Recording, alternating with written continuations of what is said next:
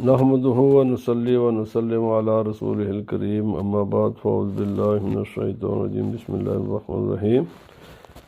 جامعہ اسلامیہ رضویہ ضیاء الایمان 299 readings لین ٹائزلی Birmingham BL11 3DD میں آج حضرت مولانا حافظ ابو ذر اور حضرت مولانا حافظ مقداد عطا الرسول صاحب نے تیسرے سپارے کی تلاوت فرمائی۔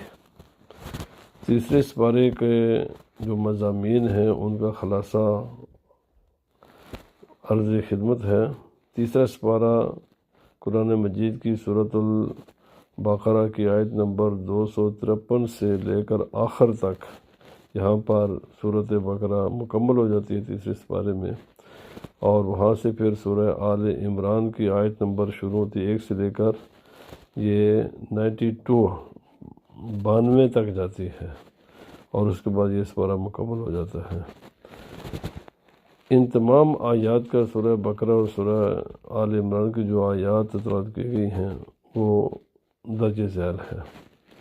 ابتدا میں انبیاء کرام کی فضیلت اور درجات اللہ تعالیٰ بیان فرماتا ہے کہ تمام انبیاء کرام علیہم السلام درجہ نبوت میں یکساں ہیں، سب برابر ہیں، البتہ فضیلت کے اعتبار سے بعض انبیاء کو اللہ تعالیٰ نے بعد پر فضیلتیں بخشی ہیں، اور تمام کے اپنے اپنے مقامات ہیں، اور سب کو اللہ تعالیٰ نے معجزات عطا کیے ہیں۔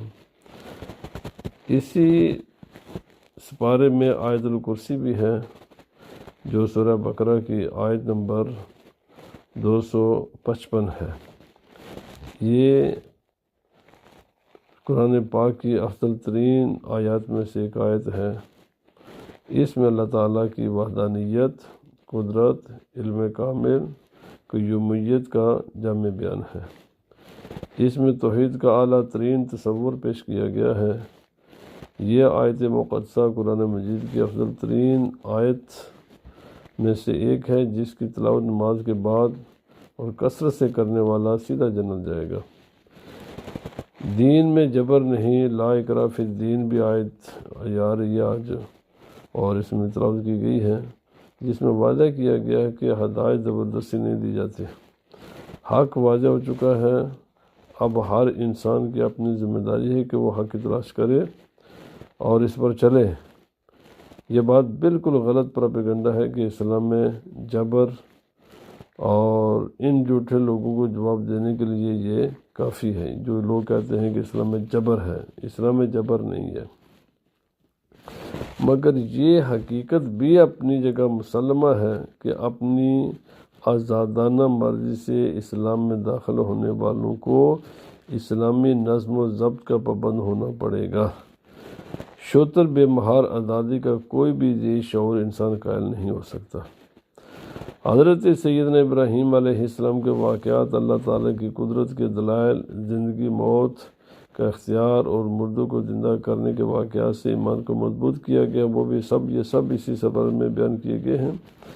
انفاق فی سبیل اللہ کہ یعنی اللہ کی راہ میں خرچ کرنے کی ترغیب، ریاکاری سے بچنے کی ہدایت، خالص نیت کے ساتھ صدقہ دینے کا اجر اسی سپارے میں بیان ہوا ہے۔ سود کی ممانت اور سخت مذمت کی گئی ہے، اور اس کے مقابلے میں تجارت کو جائز قرار دیا گیا ہے اور معاشی انصاف پر زور دیا گیا ہے۔ آیت دین یعنی قرض کے معاملات لکھنے کی ہدایت کی گئی ہے، تاکید کی گئی ہے، اور آیت دین بھی اسی سپارے میں آتی ہے، اور یہ قرآن پاک کی سب سے لمبی آیت بھی ہے۔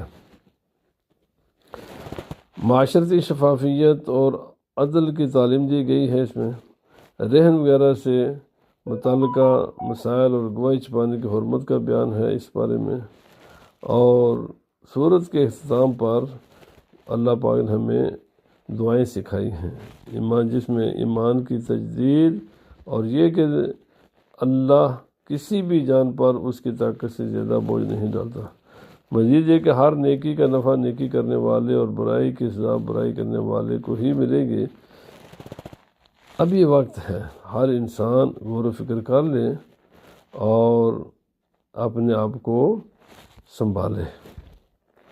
سورہ آل عمران کے آیت نمبر 1 سے لے کر 92 تک توحید اور کتاب الہی کی ابتدا میں اللہ تعالیٰ کی وحدانیت، قرآن کی حقانیت اور سابقہ کتب تورات و انجیل کی تصدیق کی گئی ہے۔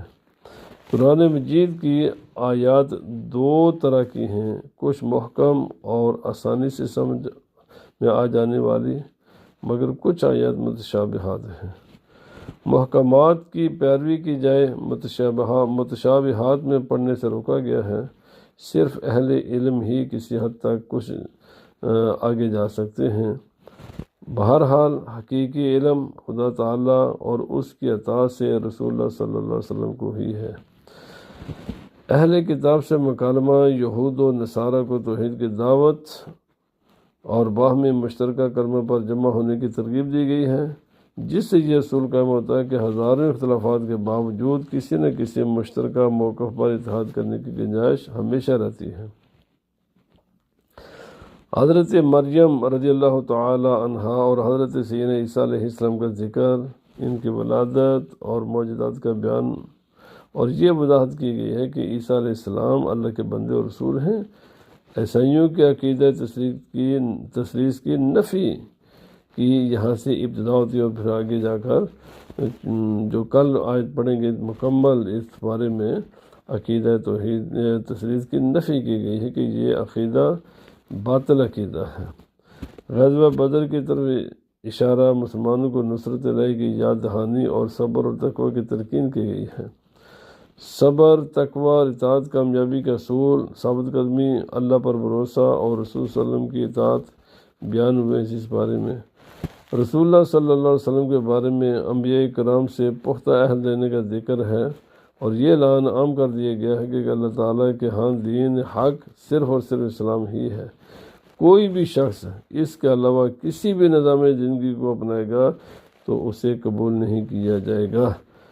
کفار کی کفر سے توبہ دنیا میں مقبول ہے کہ وہ اسلام میں داخل ہو جائیں، ورنہ مرنے کے بعد کچھ بھی قبول نہیں کیا جائے گا۔ مرثی پیغام اس صورت کا یہ ہے، اس میں توحید، ایمان کی پختگی، انفاق فی سبیل اللہ، معاشی عدل، اہل کتاب سے مکالمہ، صبر اور تقوی کو نمایاں کیا گیا ہے۔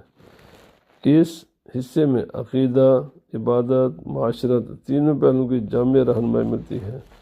اللہ تعالی ہمارے ایمان کی حفاظت فرمائے، آمین ثم آمین، بجاہ سید المرسلین صلی اللہ علیہ وسلم۔ حضرہ کرم اگر کوئی غلطی ملاحظہ فرمائیں تو مطلع فرمائیں، درست ہو تو دوسرے لوگوں تک پہنچانے میں ہماری مدد فرمائیں، کوئی بھی تجویز ہو تو خوش آمدید کہا جائے گا۔ اللہ پاک رسول اللہ صلی اللہ علیہ وسلم کے طفیل ہماری اس کاوش کو قبول و منظور فرمائے۔ اگر آپ سمجھتے ہیں کہ یہ مفید ہے تو پھر اپنے جتنے بھی آپ کے دوست احباب ہیں وہاں تک یہ میسج پہنچائیں۔ اللہ پاک ہمیں دین حق، دین اسلام کی اخلاص نیت کے ساتھ خدمت کرنے کی توفیق عطا فرمائے۔ وما علینا الا البلاغ المبین۔